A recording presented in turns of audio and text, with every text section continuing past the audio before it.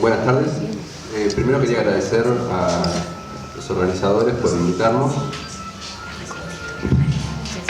Y bueno, voy a presentar a Roberto Echavarren. Nació en Montevideo, es poeta, narrador, profesor, performer y crítico literario, entre otras cosas.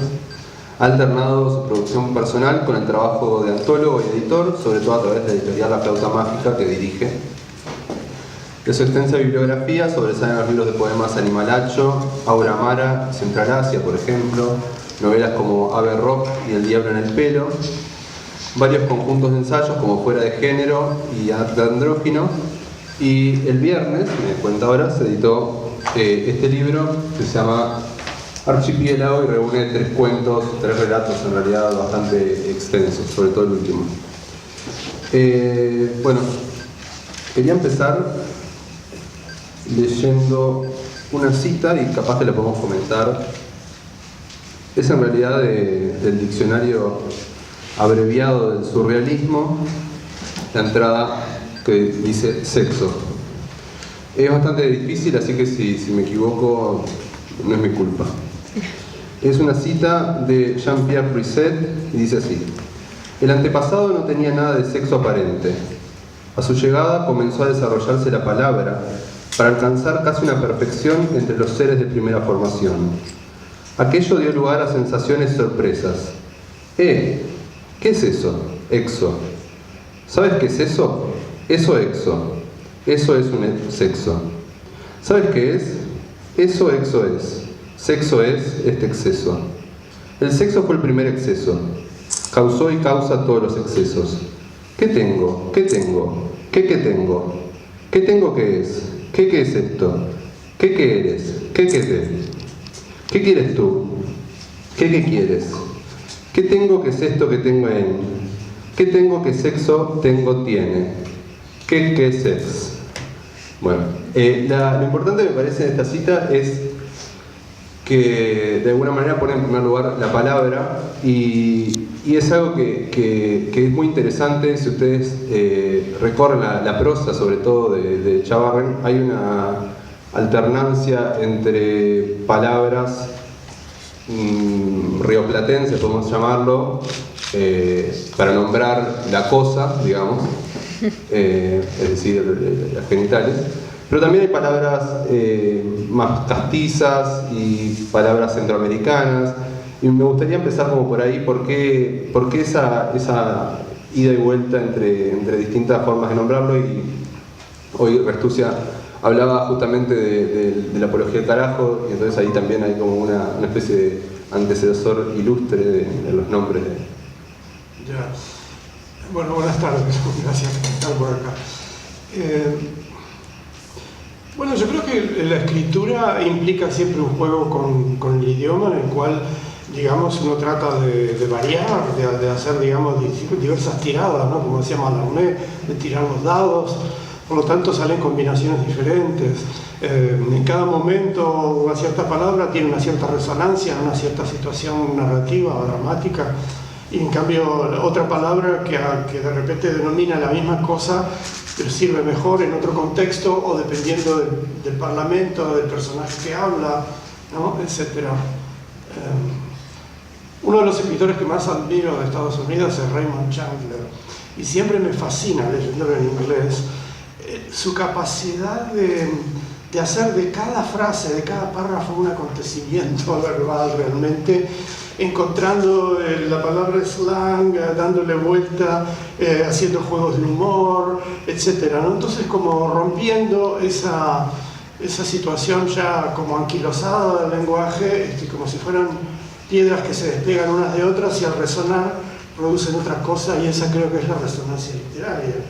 Sí. Y hablando de palabras, ¿cómo te sentís, por ejemplo, con la etiqueta erótica? ¿Tu narrativa es erótica, por ejemplo, o homoerótica? Bueno, yo creo que lo que escribo busca la intensidad. En eso coincido con algo que tú me dijiste el otro día, pero en definitiva era algo que yo ya había escrito, que me pidió la editorial, para cosas que dijera sobre este libro. En los 3 novelas y en general en todo lo que escribo, lo que busco es como una cierta concentración, una capacidad de impacto, no sé, me molesta mucho esa escritura tipo aguachirle, en que todo se va deslizando, pero no hay verdaderamente textura, ¿no? Entonces, en ese sentido, de buscar la intensidad, creo que, y esto creo que ya lo dije en parte ayer, que hay un deslizamiento entre estética y erotismo. Es decir, si lo que buscamos es la intensidad, entonces creo yo que la experiencia estética es una experiencia de intensidad y la experiencia erótica también, o puede serlo.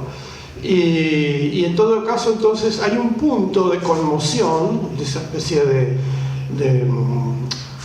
escalofrío de que hablaba Breton, ya que citaste ante la belleza, que me parece que es tanto erótica como estética, o puede serlo, y que entonces hay un resbalarse de una cosa a la otra. Por lo tanto, no creo que se pueda aislar lo erótico, como tampoco se puede aislar lo estético, ¿verdad?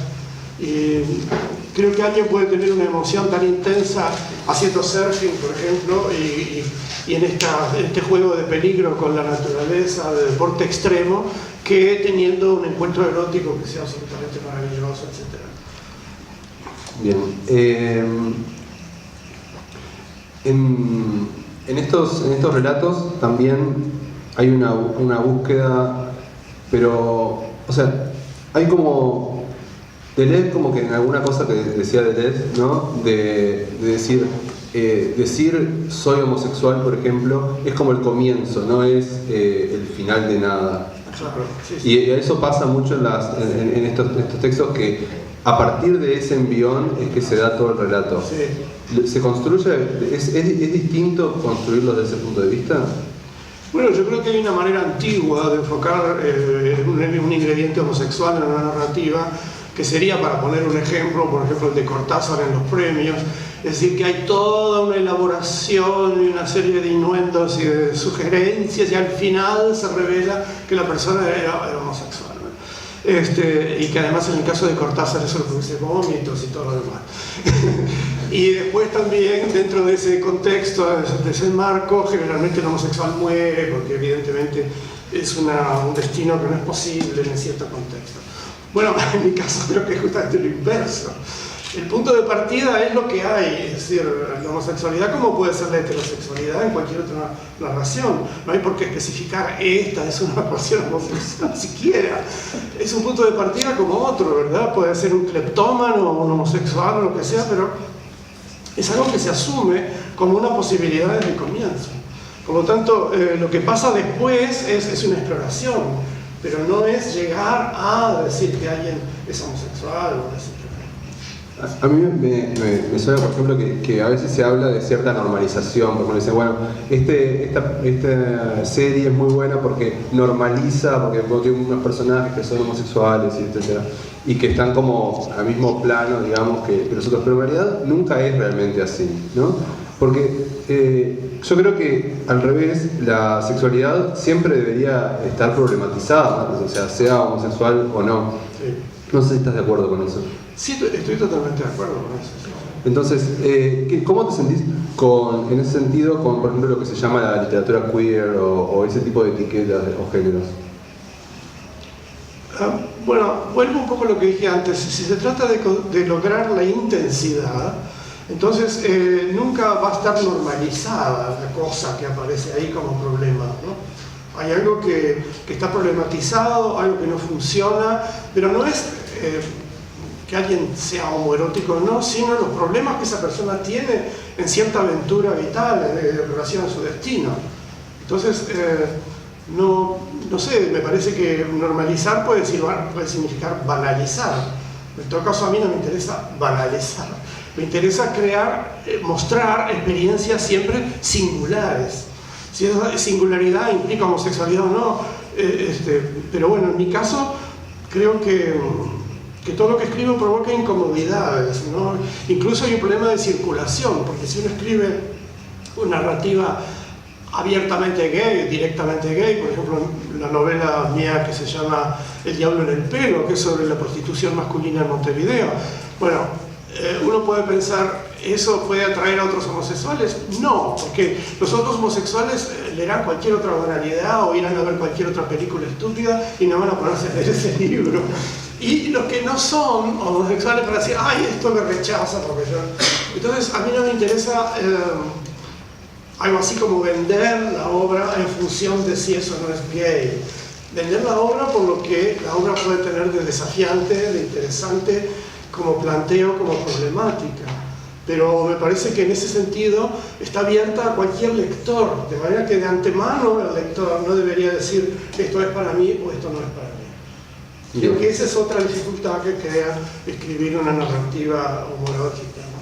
Claro, o sea, como si en realidad en tu caso lo homoerótico fuera más una cuestión de circunstancia más que o sea, que el texto se sostiene más allá de eso, es lo que sí, y además de eso, yo creo que si algo hemos ganado, hemos pasado, hemos madurado, tiene que ver con entender la noción de que no hay identidad personal.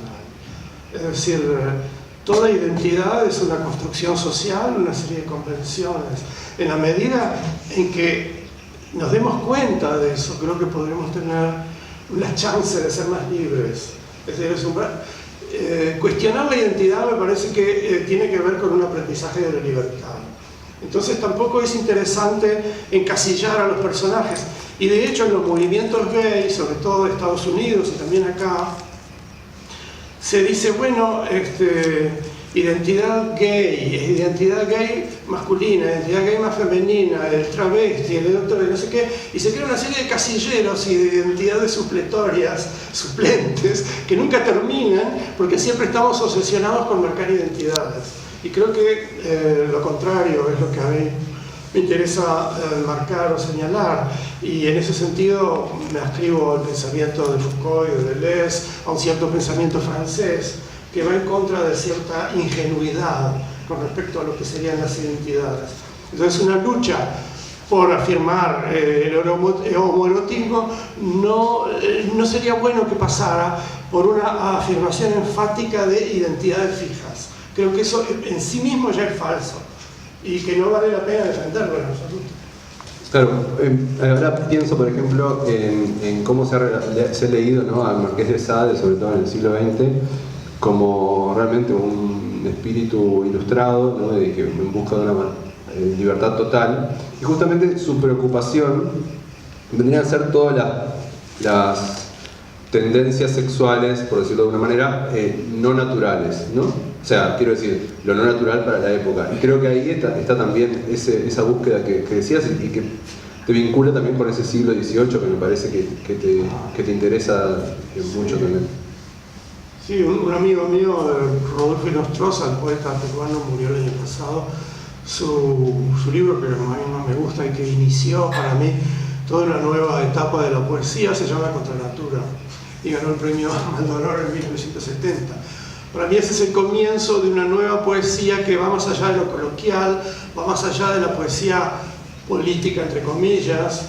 Cuando yo me crié acá, Benedetti, me cuesta hasta nombrarlo, era una especie de Dios, y si yo algo oía en lo que escribía que podía parecerse a Benedetti, lo tachaba inmediatamente. Entonces, a mí me interesó siempre, bueno, un nuevo movimiento en la poesía, un nuevo movimiento en la escritura, que vaya más allá de esa escritura transparente, banal, que bueno, algunos han llamado neobarroca. Eso es lo que a mí me interesaría. Sí, yo creo que en realidad la poesía más pornográfica realmente es esa, justamente no la más transparente, la que no problematiza la cuestión. Hace poco leía que, por ejemplo, la novela Fanny Hill, sí, que yo sé que vos la conocés bien, para los que no la conocen, es una novela de 1748, que se considera la primera novela erótica de la tradición anglosajona. Y hace poco hubo una gran polémica en Inglaterra porque se sacó de algunos programas o no se da porque los alumnos se manifiestan incomodidades con ese lenguaje y ciertas situaciones que normalizarían el patriarcado, etc. ¿Cómo te sentís con eso? Es muy curioso que me preguntes sobre esa novela, porque sí, yo la he trabajado un poco en un libro que se llama Porno y Posporno, y hay algo curioso, que es que esa novela, que es historia de puta, ¿verdad? Y del placer de ser puta, porque digamos que es erotizante, ¿no? Entonces no hay, la puta no tiene enfermedades, no tiene ningún problema, salvo que pasa de una relación a otra, siempre gozando y siempre en muy buena salud y muy contenta. Pero hay, dentro de todo ese abanico de relaciones, de posibilidades que se desarrollan, hay una que es la prostituta. Ella no participa, sino que está en una posada y por un agujero de la pared, y esto es como lo que hace Proust después cuando descubre la homosexualidad en el de Jean-Proust, mira y ve que dos muchachos en el otro cuarto se están acostando. Ese capítulo fue suprimido durante muchísimas décadas y recién fue restituido en los años 60. Como ves, entonces Fanny Hill era más abierta de lo que la moralina admitía, aún dentro de una narrativa erótica. Y es interesante que nombres los 60, porque también estoy pensando, por ejemplo, en Ave Rock, como tomás los 60 como una década de gran importancia, ¿no? que cimienta, y bueno, y en general tus citas a Foucault o a Deleuze como que tienen cierta impronta de ese pensamiento, y es interesante ahí vincular también en ese sentido lo erótico, lo sexual y lo político, ¿no? Que se instrumentaliza de alguna manera en esa década de forma muy clara, me parece. Y que vos lo trabajás también, por ejemplo, con la figura de Jim Morrison de alguna forma. ¿Podrías hablarnos? Sí, bueno, yo creo que hay como un resquebrajamiento paulatino de la moral cristiana en Europa y en Latinoamérica, claro, en el cual se reconocen distintas etapas, ¿no? Están los malditos de finales del siglo XIX, está Huysmans, que en Contranatura, otra novela esa así, relata en un encuentro homosexual, ¿no? Quiere decir que ahí hay un principio de liberalización, de rompimiento, ¿verdad? Que ya es muy notable en esa época, con la que se llamaba literatura decadente. Después, bueno, las guerras siempre endurecen. Entonces viene la Primera Guerra Mundial y todo esto como que queda en la retaguardia. Y después los 20, cuando llega la paz, es otra década de gran locura, de roaring twenties, ¿no? Bueno, con muchos accidentes, por ejemplo, el carácter 29, la prohibición en Estados Unidos de las bebidas alcohólicas. Es decir, hay una serie de situaciones que abren y otra serie de elementos o de cuestiones, de ángulos que cierran, ¿no? Pero creo que también los 20 es un momento muy interesante de apertura, además en cuanto al diseño del estilo, de la apariencia, de la creación de imagen. Es cuando las mujeres achatan sus senos, usan fajas, y entonces se crea ese vestido, estilo tabla, y el corte a la garzón, como si fueran muchachos, ¿no? Mientras que los hombres empiezan a maquillarse, como Rodolfo Valentino, etc., y empiezan a usar cierto tipo de prendas que antes no eran consideradas precisamente masculinas. Después vienen los 30, en que ya la situación empeora muchísimo y se viene la guerra encima, y hay una cuestión de lucha contra los totalitarismos o entre totalitarismos, y entonces se enfría de nuevo el asunto. Eso se ve claramente en la literatura de Christopher Isherwood, que es un escritor inglés que, junto con el poeta Winston Oden, que también era inglés y eran muy amigos de ellos, posiblemente pareja también en parte, se fueron a vivir a Berlín en los 20 y ahí descubrieron aquella locura, porque Inglaterra seguía siendo enormemente prohibitiva, moralista. Por otra parte, hubo pena de muerte en Inglaterra por sodomía hasta mediados del siglo XIX, y la sodomía estuvo penalizada hasta 1967, nada menos, ¿no? Cosa que a nosotros acá nos parece increíble, porque le damos el código napoleónico de la Revolución Francesa, que había suprimido el delito de sodomía. Entonces, bueno, luego teníamos entonces la posguerra de los 50, Y ahí también se va como deshaciendo de nuevo esos bloques de hielo de las prohibiciones, y ya se nota, ¿no?, en figuras como, por ejemplo, el hecho de que los actores son algo así, o los cantantes. Bueno, nombro esto, nombro aquello, no sé qué, y bueno, estoy haciendo literatura erótica. ¿Te parece que se agota en eso, en ese nombrar las cosas por su nombre, digamos, entre comillas? No, no me parece para nada que se agote en eso. Bueno, eso sería cierto tipo de pornografía, ¿verdad? Pero la cuestión pornográfica en literatura ya está muy sobrepasada. La última novela que tuvo en Estados Unidos, país puritano, el conflicto con la censura, fue El almuerzo desnudo de William Burroughs, un poquito antes Lolita de Nabokov. Y después de eso se acabó, ya los jueces y la policía se olvidaron de la literatura como un elemento peligrosamente pornográfico. Bueno, la pornografía pasó además a la imagen, o sea, la fotografía, el video, el cine y todo lo demás, ¿no? Entonces hubo casi como piedra libre para la literatura, y estamos ya a 70 años de una posibilidad de escritura completamente abierta, pornográfica si queremos. Yo tengo un libro que se llama Porno y Postporno. Entonces justamente ahí trato de analizar un poco qué es lo que tiene el porno de convencional, de aburrido, que es esa mera presentación de la desnudez y del coito, y posiblemente del coito heterosexual. Habrá gente que se excita con eso, ¿no? A mí eso me parece que es lo anti-excitante, y creo que el erotismo para mí no es para nada de eso. El erotismo para mí es todo lo que tiene que ver con la creación de imagen, con la producción, como dicen los argentinos, esta noche te vas a producir. No es eso. Es decir, a mí me excita mucho más ver a un cantante de rock con calzas ajustadas, o un pantalón de cuero, lo que sea, o a un bailarín de ballet con calzas totalmente ajustadas, bailando la sílfide o lo que fuera, que un hombre desnudo, o una mujer desnuda. Estábamos conversando ayer sobre las distintas maneras de presentación, acá incluso de las artes visuales, de lo que hay acá de plástica, y hay presentaciones muy directas, por ejemplo de una vagina o una cosa así. Y mucha gente decía, bueno, pero no es eso lo que a mí me excita.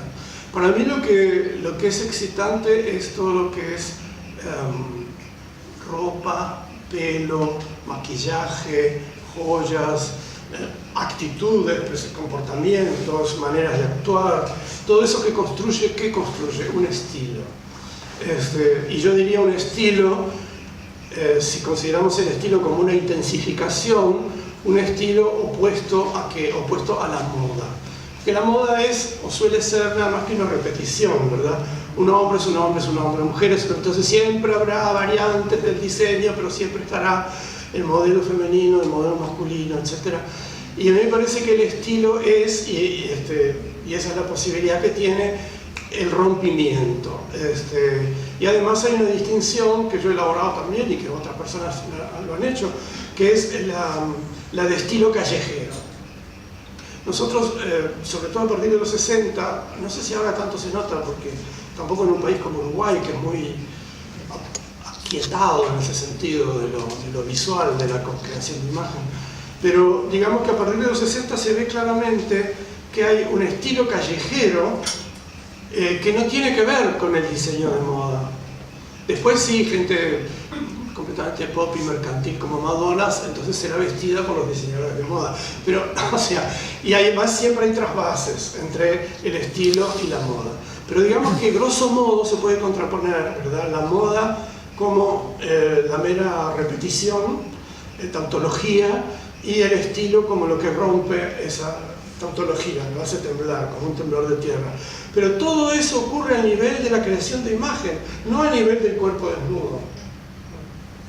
Bien, y hablando de un poco de la creación de imagen y lo que nombrabas de la censura, por ejemplo, estaba pensando que en general la erótica ha sido censurada por derecha y por izquierda, ¿no? De alguna manera, de un lado a otro.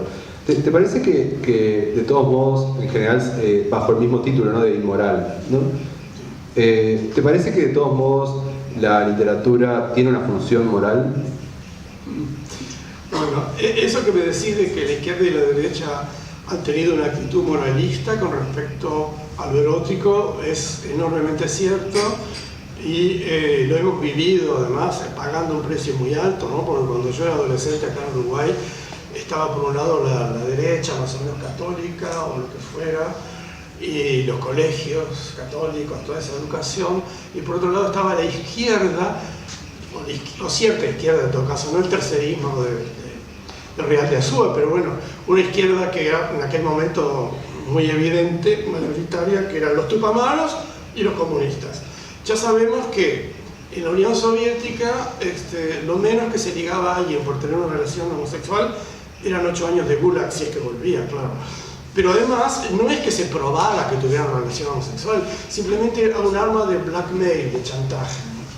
Y tenía a la gente aterrorizada con eso, sobre todo a los artistas, ¿no? A los cineastas, etc. Y de hecho mandaron a varios, o bien al gulag o los internaban en sanatorios y los drogaban, ¿no? Y bueno, eso fue heredado por Cuba, que tenía campos de concentración para homosexuales en los años 60. Entonces, ¿cuál era ese modelo que venía acá a la izquierda? Al Partido Comunista y a los tupamaros. Como dije ayer, y lo repito hoy, perdón si hay alguien ahí que lo escuchó, pero Pereira Reverbel era un diputado homosexual que estaba en el Parlamento en la época de los tupamaros. Y fue la única persona que los tupamaros raptaron 2 veces. Lo raptaron, lo largaron y lo volvieron a raptar. Ahora, ¿por qué lo raptaban? Porque querían desprestigiar al Parlamento y a las instituciones diciendo que eran decadentes, perversas, porque tenían un homosexual como diputado. Bueno, eso también hay como cierta identificación con la literatura erótica y como una arte burgués, ¿no? En el sentido de la literatura revolucionaria, por ejemplo. No sé si te entendí. Claro, la literatura erótica y la literatura como burguesa, ¿no? Arte burgués, arte decadente, en ese sentido. Y es interesante porque... Claro, sí. Bueno, no se olviden que, por ejemplo, al final de 100 años de soledad, producto típico de la época, ¿cómo termina esa novela? No sé si la recuerdan. Que el último miembro de esa familia, de los, ¿cómo se llama? Buendía, era homosexual. Y terminó en París. Bueno, eso ya era la decadencia de esa familia y el fin de la novela. Claro, era la decadencia. De hecho, hay un escritor, bueno, eso se discutió mucho en los años 30. Los escritores, ¿cómo se llama? El actor de Le Feu, Fuego, un francés que era stalinista, hablaba todo el tiempo de que las perversiones, la homosexualidad, etc., eran parte de la decadencia burguesa y que los obreros no eran jamás homosexuales, eran virtuosos. Bueno, eso lo contradice, por ejemplo, Isherwood, Christopher Isherwood, cuando vive en Berlín y todas sus historias son con obreros. Y que justamente los socialistas, los obreros, eran los que promovían también la posibilidad de que se derogara un cierto artículo contra la sodomía que había en el Código Imperial de Alemania, y que tenía que ver también con el Institut für Sexualforschung, que era una institución que tenía que ver también con la liberalización de la sexualidad. Y eran los obreros los que estaban en eso.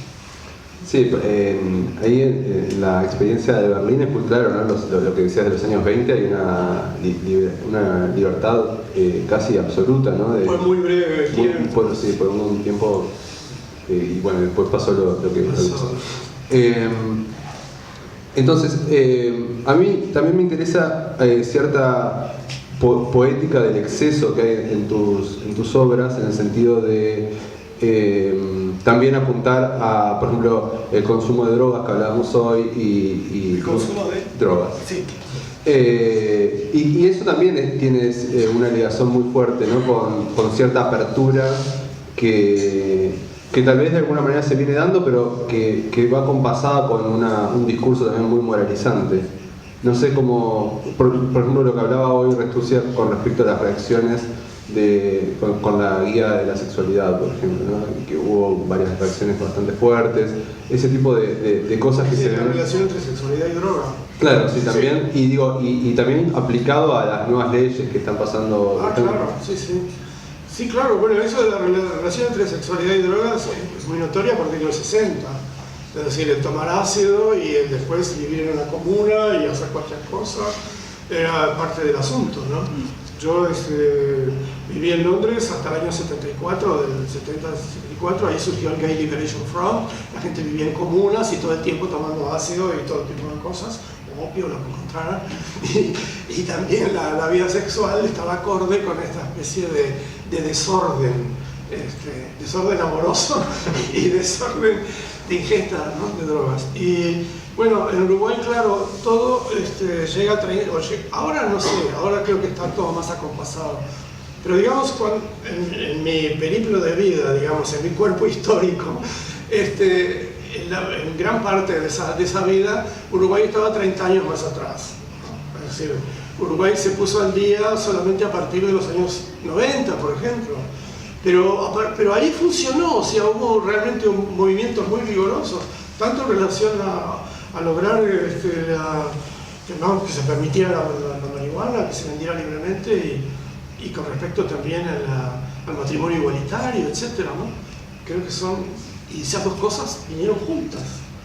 Muy curioso, ¿no? Sí, no, pero aparte, a la vez, yo pensaba que, por ejemplo, cuando hablamos de la función posiblemente moralizante del arte, ¿no?, cuando se habla de este tipo de temas, se refiere a, por ejemplo, preparar como cierta mentalidad que acompase cosas de época, ¿no? Cuando dicen, bueno, esto es atrasado, esto no. En ese sentido, ¿cómo ves tus novelas, por ejemplo? Claro, a mí me interesa porque Foucault decía siempre, yo no soy profeta, no sé qué va a pasar el año que viene, cuál será la próxima década. Yo trato de ver lo que pasó y lo que está pasando, ¿no? Y bueno, si uno rechaza esa noción de ser el profeta, como el profeta de la revolución o algo así, el hombre nuevo, entonces se trata más bien de ser un profeta del presente, o sea, de entender cuáles son los vectores de fuerza que están jugando en el presente y en cierto modo tratar de jugarse uno por el lado que le parezca más interesante en cuanto a posibilidad de cambio, de apertura y de libertad. En ese sentido, sí, creo yo que hay una ética de mi trabajo. Pienso que un personaje puede ser completamente amoral o puede ser un asesino serial, pero me parece que en tanto escritor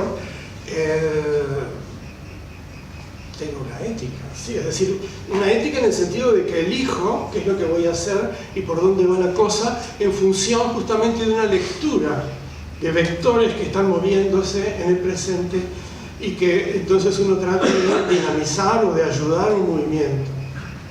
Bien, no sé cómo estamos de tiempo, capaz que habría que preguntas capaz del público si alguien quiere, no sé. Sí. Me gustaría poner como ejemplo el juicio que se le hizo a el gran poema Aullido, Howl, de Allen Ginsberg, en la poesía Picnic, ¿no? Es decir, allí lo más interesante de todo es que el poeta fue sobreseído, lo absolvieron de juicio por pornografía. Eso me parece un ejemplo histórico de lo que ha pasado con la erótica, con la Sí, sí, y bueno, lo mismo Burroughs, lo mismo Nabokov con Lolita, es decir, fue un momento en que se fue abriendo y que entonces ya las compuertas, digamos, se dieron y se pasó a un nuevo capítulo, ¿no? Ahí está.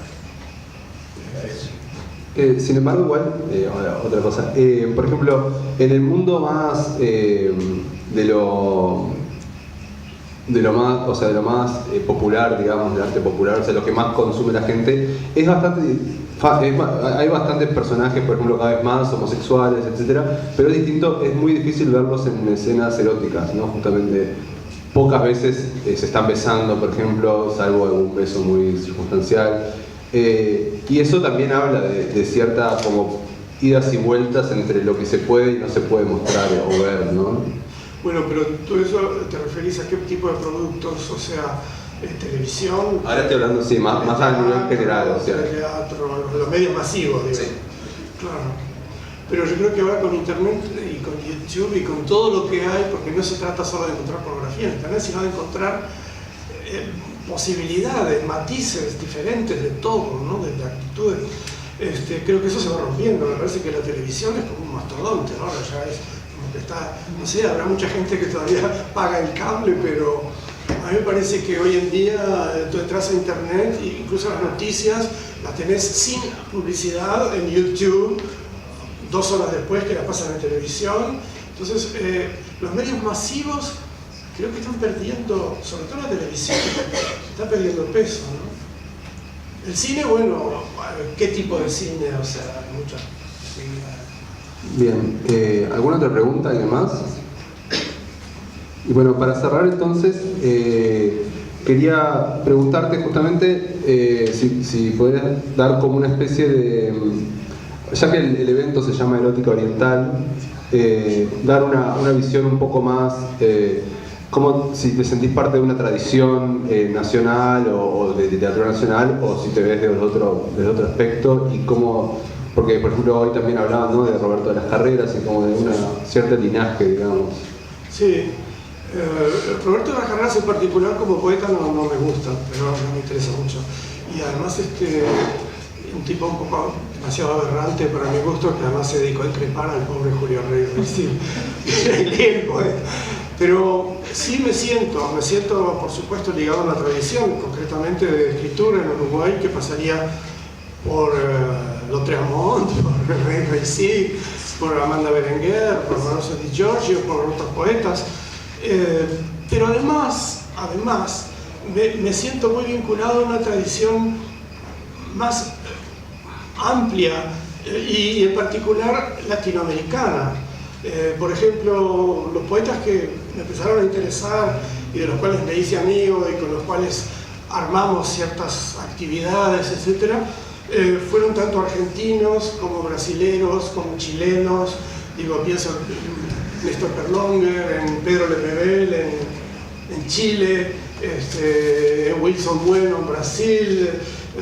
Es decir, siempre me ha preocupado, además, como viví mucho tiempo en Nueva York, viví 20 años, mi visión no era tan encerrada en Uruguay, sino más bien me llegaban ecos y yo me vinculaba con gente que no, muchas veces, con muy pocos uruguayos de hecho, sino más bien latinoamericanos. Y por lo tanto me siento muy ligado a todo un proceso latinoamericano que en el caso de la poesía está ejemplarizado por Medusario, claro, que es esta muestra que hicimos con José Foser de poesía así llamada neobarroca, ¿no?, que es un abanico amplio que abarca unos cuantos países de Latinoamérica.